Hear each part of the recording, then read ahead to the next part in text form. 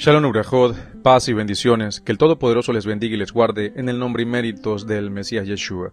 Mi nombre es Francisco Araque y bajo la autoridad y permiso del Roe Carlos Rodríguez, líder principal de la Congregación Mesiánica Casa de Israel, ubicada en la Chorrera, Panamá, estamos aquí para compartir la bendita palabra de nuestro Padre que está en el cielo.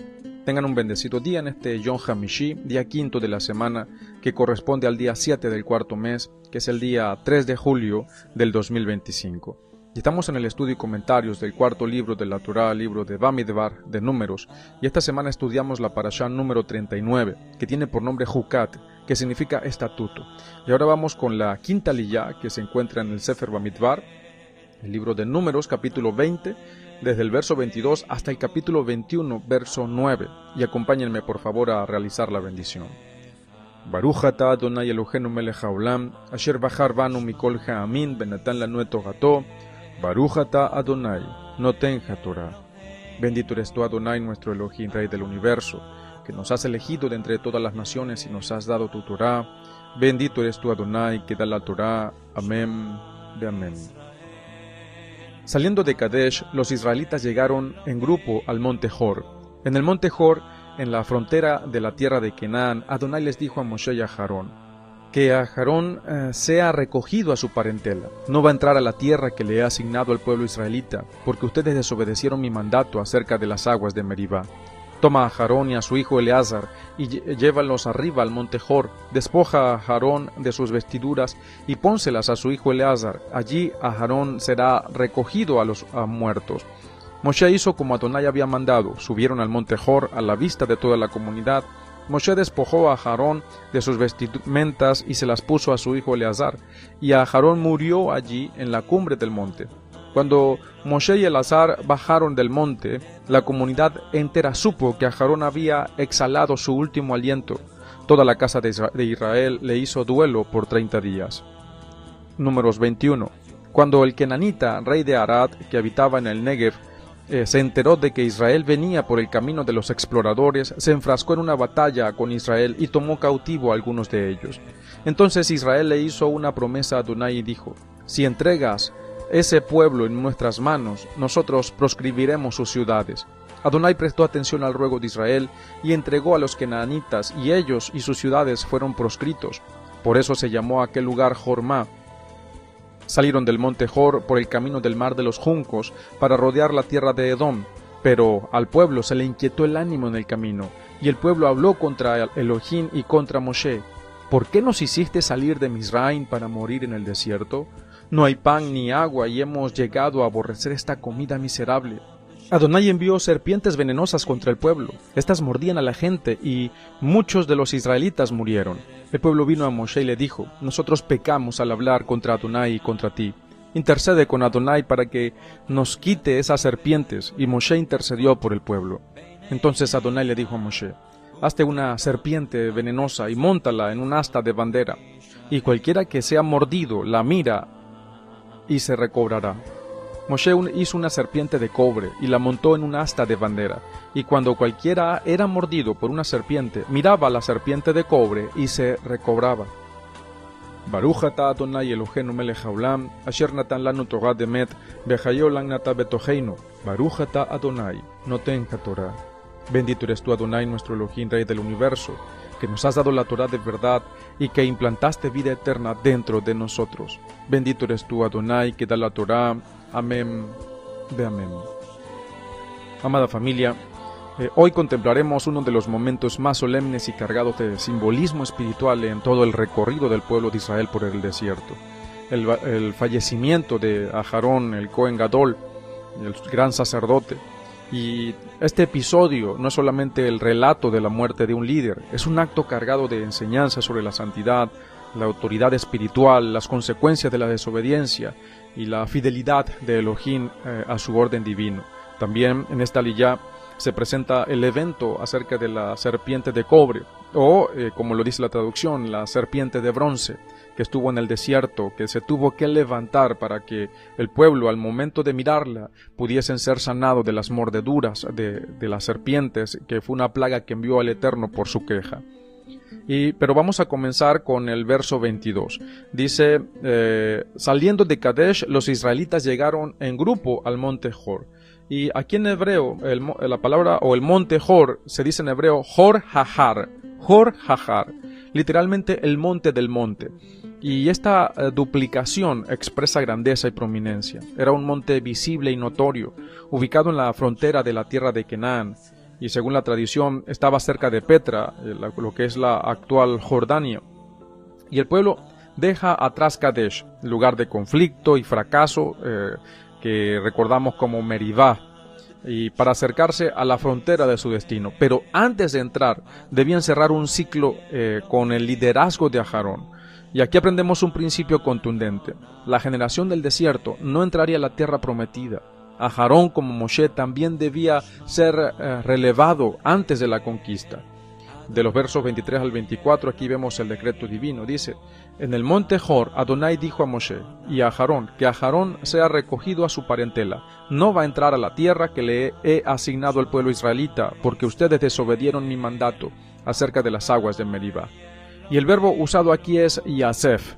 Viene de la raíz asaf, que significa reunir o recoger. Y este lenguaje no es una condena humillante, sino un término honorable. Aharón sería recogido a su pueblo, a los adiquín, a los justos, que habían partido antes que él. Sin embargo, la causa del decreto es explícita y no puede ignorarse: la desobediencia en Meribá. En ese episodio, recordamos que de esta misma parashá, Moshe y Aharón no santificaron a Elohim delante del pueblo. Recordemos que Adonai había ordenado que hablaran a la roca y Moshe la golpeó. Aunque el castigo recae especialmente sobre Moshe, Aharón también comparte la responsabilidad como líder espiritual. Esto nos enseña algo esencial: la responsabilidad delante de Elohim crece en proporción a la autoridad que se recibe. Más adelante, en los versos del 25 al 26, dice, toma a Aharón y a su hijo Elazar y llévalos arriba al monte Hor. Despoja a Aharón de sus vestiduras y pónselas a su hijo Elazar. Allí Aharón será recogido a los muertos. Y este mandamiento contiene varios detalles poderosos. Primero, la subida al monte, una señal de que la muerte de Aharón sería a la vista del pueblo, no en secreto. Segundo, el despojo de las vestiduras sacerdotales. En hebreo, hafshed, quitar, desnudar, implica quitarle el manto de su función.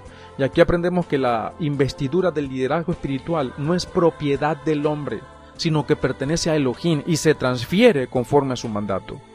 Y tercero, la transferencia a Elazar. El sacerdocio no quedaría sin continuidad. El relevo debía realizarse en público, para que el pueblo viera que la autoridad permanecía intacta. Es importante notar que el traspaso de la ropa sagrada fue un acto simbólico. El servicio no muere con el siervo. Importante, el servicio no muere con el verdadero siervo. En el verso 27, Moshe hizo como Adonai había mandado. Subieron al monte Hor a la vista de toda la comunidad. La obediencia de Moshe aquí contrasta con su error anterior. Aunque perdería a su hermano, aunque era un momento de dolor, Moshe obedeció sin protestar. Esto es un ejemplo impresionante de sumisión. Aceptar la disciplina divina sin rebelarse. Muchos líderes hoy quieren la honra del llamado, pero no la humildad de someterse a la voluntad del Altísimo, incluso cuando duele. En el verso 28 dice, Moshe despojó a Aharón de sus vestiduras y se las puso a su hijo Elazar, y Aharón murió allí en la cumbre del monte. Y este acto tiene una solemnidad única. Despojar la túnica, la ketonet, la efod, el hoshen con las piedras preciosas, era declarar que el ministerio pasaba de manos. Aharón muere en paz, viendo que su linaje espiritual continuaba. Y según la tradición de los sabios, Moshe y Elazar prepararon el lugar de su sepultura con sus propias manos. También la literatura rabínica relata que Aharón entró en una cueva luminosa, se recostó y su alma salió con dulzura. No hubo agonía ni temor, y Elohim le dio, o lo que se trata de transmitir en la tradición, es que Elohim le dio a Aharón una muerte honorable. Es lo que en la tradición hebrea se conoce como un beso de Elohim. Es decir, personas justos que mueren, incluso cuando se quedan dormidos y no vuelven a despertar. Es decir, murieron sin dolor, sin sufrimiento. Es lo que se conoce como un beso de Elohim. Murió por un beso de Elohim. Que no hubo enfermedad, no hubo dolor, no hubo sufrimiento antes de la muerte, sino que murió en Shalom, murió en paz. Y el verso 29 dice: la comunidad entera supo que Aharón había exhalado su último aliento. Toda la casa de Israel le hizo duelo por 30 días. Y el texto recalca toda la casa de Israel. Los sabios notan algo, que por Moshe, más adelante vemos que solo lloraron los hombres, pero por Aharón lloraron hombres y mujeres, porque Aharón se distinguió por su capacidad de hacer las paces entre las familias y reconciliar los corazones. Eso lo dicen los sabios. Y ese legado hizo que su pérdida fuera sentida por todo el pueblo. Todo el pueblo lloró a Aharón. Aquí encontramos lecciones espirituales contundentes. Primero, nadie está por encima de la santidad. Ni Moshe ni Aharón fueron exentos del juicio divino cuando fallaron. El Altísimo es justo y no hace acepción de personas. Segundo, el liderazgo no es patrimonio personal. La autoridad espiritual pertenece a Elohim. La túnica sagrada no se hereda por capricho, sino por mandato. Tercero, la muerte no es derrota si se muere en obediencia. Aharón fue recogido con honor, murió en paz, viendo a su hijo tomar su lugar. Cuarto, el verdadero liderazgo deja un legado de reconciliación. Por eso el pueblo lloró 30 días. Aharón amaba la paz y enseñó a otros a amarla. Quinto, la continuidad de la misión depende de la obediencia. Eleazar recibió la vestidura no por privilegio humano, sino por fidelidad al mandato divino. Hoy contemplamos, por ejemplo, que la partida de Aarón, el gran sacerdote, recordemos que la santidad no es negociable, que la autoridad es un depósito temporal y que la muerte es fidelidad, es coronación, no derrota, cuando se hace en obediencia a nuestro Padre Celestial, obviamente. Y el llamado es a que seamos hombres y mujeres que cumplan su llamado con temor reverente, que estemos dispuestos a pasar el obstáculo cuando llegue el momento y vivamos en obediencia, que vivamos de tal manera que cuando partamos el pueblo pueda decir: fue un amante de la paz, de la Shalom, fue un pacificador, fue un siervo, fue una sierva de Elohim. Pero continuando con esta aliyá, en el capítulo 21, el rey kenanita de Arad, habitante del Negev, la región árida al sur, se enteró de la ruta de los hijos de Israel y decidió atacarlos. La Torá menciona que tomó cautivos, y lo que significa que raptó personas, humillando al campamento de Israel. Y este ataque fue una afrenta directa a la promesa que Elohim había hecho de protegerlos, pero también una prueba: ¿perseverarían o cederían a la desesperación? Y el pueblo en respuesta hizo un voto: Vaidar Israel Neder: si entregas este pueblo en nuestras manos, Hajarem, destruiremos por completo sus ciudades. Y aquí el verbo Hajarem es muy importante, viene de Haram, que significa consagrar algo a la destrucción. No se trata de una venganza personal, sino de erradicar la idolatría cananea y dedicar la victoria al Todopoderoso. Y así sucedió. Jormá quiere decir destrucción total.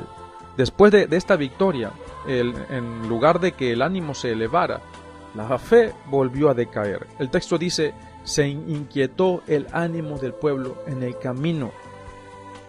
En hebreo dice Batikzar Nefesh Ha'am, literalmente el alma del pueblo se acortó, se hizo estrecha, perdió amplitud de su espíritu.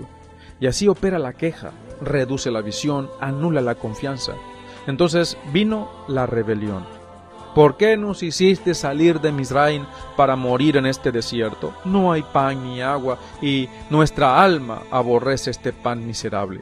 Llamaron pan miserable al maná, el alimento que el Kadosh Baruj Hu, el Santo de Israel, les dio. Y el término hebreo, Halechem Hakelokel, denota pan despreciable, sin valor. Y esta insolencia contra la provisión divina fue más grave que el hambre misma. Por esto Adonai envió Nehashim Hazerafim, serpientes ardientes. El término Saraf implica quemar, y estas serpientes tenían veneno abrasador que producía una muerte terrible. El juicio no vino por capricho, sino como consecuencia de despreciar la fidelidad de Elohim. El pueblo reconoció su pecado. Hemos pecado por haber hablado contra Adonai y contra ti. Y aquí está un principio fundamental. La confesión precede a la restauración. ¿Qué hace Moshe? Moshe intercede y Adonai da una instrucción extraña. Hazte una serpiente ardiente y ponla sobre un asta de bandera. Quien la mire, vivirá. El asta en hebreo se pronuncia nes. También significa estandarte, símbolo de autoridad y señal pública. Moshe hace una serpiente de cobre, ¿sí? Una Nahash Nehoshet. Y muchos traducen Nehoshet como bronce, pero en otras ocasiones he explicado que es cobre. Para ese tiempo todavía no se había descubierto lo que es el bronce. No se hacía esa aleación. El cobre es algo puro. Por lo general, con eso era que se hacían el altar, con lo que se hicieron el altar, el Mizbeach, el altar central de los sacrificios, y el cobre era lo que se utilizaba para ese momento. Recordemos que el bronce es una aleación entre cobre y estaño. El cobre en la Torá simboliza resistencia y juicio. Por eso los utensilios, como lo dije hace un momento, del altar del sacrificio eran de cobre. Y lo vemos en Shemot, en Éxodo 27:2. Pero ¿por qué una serpiente? Porque el mismo objeto que simbolizaba el juicio se convierte en instrumento de sanidad. El pueblo había sido mordido por serpientes y ahora debían mirar a una imagen de serpiente para ser curados. Esto era un acto de humildad, reconocer su culpa y la mano de Adonai que estaba en el castigo y en la sanidad. El texto dice, cualquiera que miraba a la serpiente de cobre se recobraba. Allí, el verbo jivit significa mirar fijamente con intención. No era un vistazo superficial, era mirar con fe y con reconocimiento. En el Brit Hadashah, en el pacto renovado de los escritos nazarenos, nuestro Mashiach Yeshua explicó que este acto era una señal profética de su propia obra. Dice, y como Moshe levantó la serpiente en el desierto, así es necesario que el Hijo del Hombre sea levantado, para que todo aquel que cree en él no se pierda, sino que tenga vida eterna. Yohanan, Juan capítulo 3, versos del 14 al 15. Así como la serpiente de cobre se elevó sobre un asta, Yeshua fue elevado en un madero. Así como el pueblo miraba con fe para recibir vida, el hombre mira el sacrificio de nuestro Mashiach para recibir redención. El paralelismo es contundente. La serpiente representaba el pecado que fue juzgado. Yeshua fue hecho pecado por nosotros, dice 2 Corintios capítulo 5, 21. El madero no es símbolo de poder propio, es el lugar donde se expone el juicio del pecado y se derrama misericordia. Pero hay una advertencia solemne. Años después, Israel olvidó el propósito de la serpiente de cobre. En lugar de verla como un recordatorio del poder de Adonai, la convirtieron en un ídolo. La llamaron Nehushtan y le quemaban incienso. ¡Qué idolatría! El rey Ezequías tuvo que destruirla y eso lo conseguimos en 2 de Reyes 18:4. Asimismo ocurre hoy en el mundo, por ejemplo en el mundo religioso. La cruz se ha convertido en un ídolo. Muchos veneran, adoran el símbolo externo, el trozo de madera colgado en el pecho, la estatua tallada, el emblema en la pared, y se olvidan del acto real que allí sucedió, que fue juicio sobre el pecado. Utilizan la cruz como un amuleto. Se olvidan que fue redención por la sangre, que no fue un objeto para adorar, sino un momento para hacer memorial, para recordar. Adorar la cruz es repetir la idolatría de Nehushtan. Es dar gloria a la señal, pero no al Elohim que envió la salvación. Es quedarse con el cobre y despreciar el poder divino que sanó. Hoy es tiempo de volver a la claridad. Tú que me escuchas, mira al madero con gratitud, pero adora solo al autor de la vida, que es nuestro Padre que está en el cielo, que envió a su Hijo para, a través de él, darnos vida y vida eterna. Recuerda que el sacrificio de nuestro Mesías no es un amuleto, es un llamado a la obediencia y la santidad. No repitas el pecado de Israel, que hizo del recuerdo una idolatría. Y así como el pueblo fue sanado cuando miró con fe, nosotros recibimos redención cuando miramos al Mesías levantado, reconociendo nuestra culpa y confiando en su sacrificio.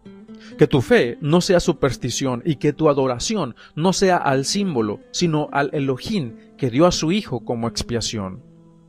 Amada familia, en esta quinta aliyá hemos presenciado la muerte de Aharón el Cohen Gadol, el gran sacerdote, que por décadas llevó sobre su pecho las piedras con los nombres de las tribus de Israel. Vimos cómo fue despojado de sus vestiduras sagradas en la cumbre del monte Hor. Vimos cómo su liderazgo pasó a su hijo Elazar delante de toda la congregación. Y allí aprendemos que la autoridad espiritual no pertenece a los hombres, sino al Todopoderoso, y que nadie es tan importante como para quedarse con la gloria que solo le corresponde al Santo de Israel. Después vimos cómo llegó el luto, el duelo de 30 días. El pueblo lloró porque Aharón había sido un hombre que amaba la paz, que reconciliaba a las familias y que enseñaba a perdonar según la enseñanza tradicional. Pero el plan de Elohim no se detuvo por su partida.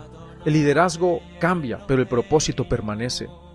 Poco después, Israel salió del monte Hor, enfrentó un ataque inesperado, el rey de Arad tomó prisioneros, y el pueblo, en lugar de quedarse paralizado, en vez de quedarse pasmado, ¿qué hizo?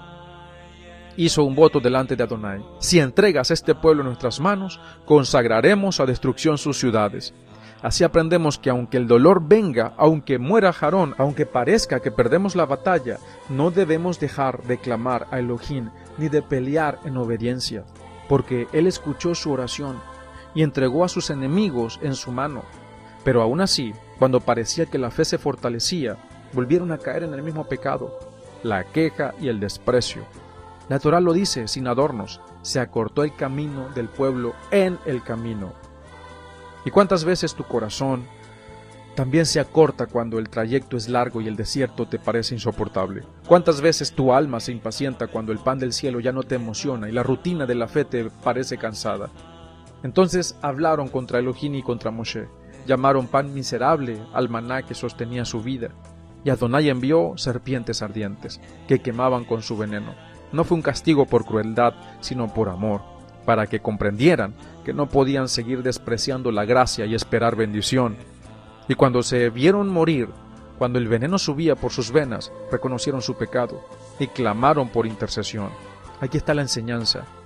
El Kadosh de Israel, el Santo, siempre extiende su misericordia cuando un corazón quebrantado admite su culpa. Elohim ordenó levantar una serpiente de cobre en una asta alta. Nehoshet, el cobre, que es símbolo del juicio, la misma imagen de lo que los estaba matando, fue puesta en alta como señal de sanidad. Quien mira con fe era sanada, no por el objeto, no por el metal, sino porque obedecía la palabra del Altísimo.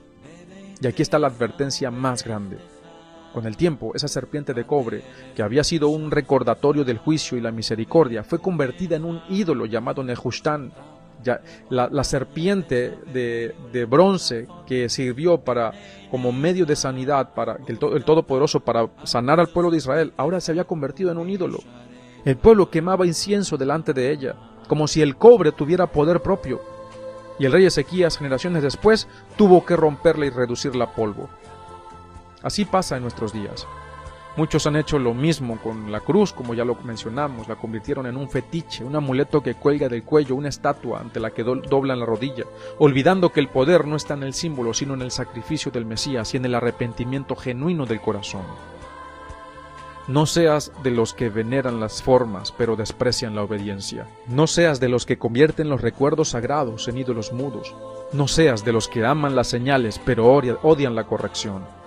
Así como Israel tuvo que enterrar a Aharón y avanzar sin él, tú también tienes que soltar todo lo que Elohim ya quitó de tu vida y seguir caminando hacia la promesa.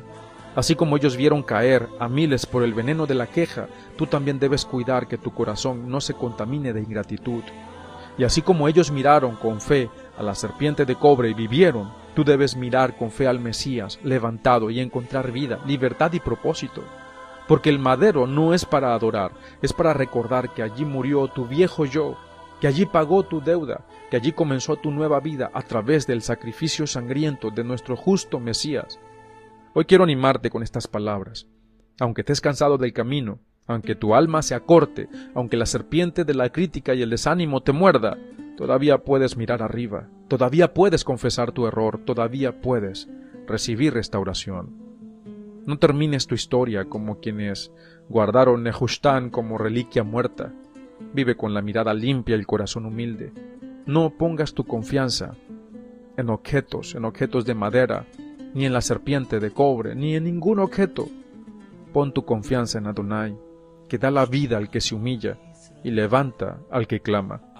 Así conquistarás las batallas, así sobrevivirás al desierto, así heredaremos la tierra prometida, y así honraremos al que es digno de toda adoración, que es nuestro Padre que está en el cielo, y lo haremos todo en el nombre y méritos de nuestro justo Mesías Yeshua.